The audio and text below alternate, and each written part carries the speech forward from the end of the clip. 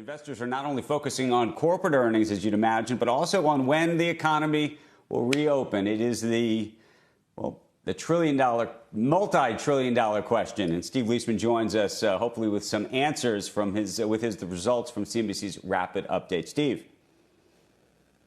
Andrew, thanks. You were interested with a new drug that came out on that seemed to show some effects on Friday, and the idea that, pardon me, that the president was talking about reopening the economy. Did economists seem to gather any of that optimism into their surveys? And unfortunately, the answer is no. The second quarter decline is now worse than we originally chronicled it, although a little bit better on the rebound. We'll go back and take a look at this. About a 6% decline now forecast for the first quarter.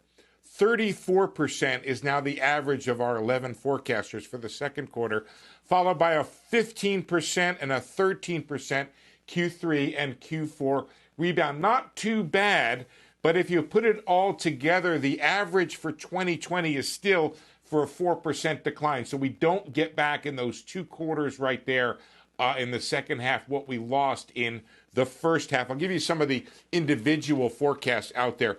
Barclays now has the prize for the most pessimistic forecast, forecasting a 45% decline in the second quarter, followed by a 35% increase. Goldman at 34%, a 34% decline, followed by a 19%.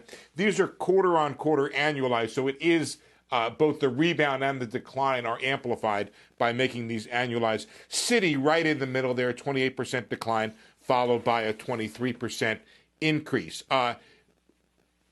The constraints that economists look at for, do we come back? Does that second half rebound really happen that way? How many businesses are closed permanently because of this downturn? A lot of that depends on the effectiveness of these small business loans the administration is talking about.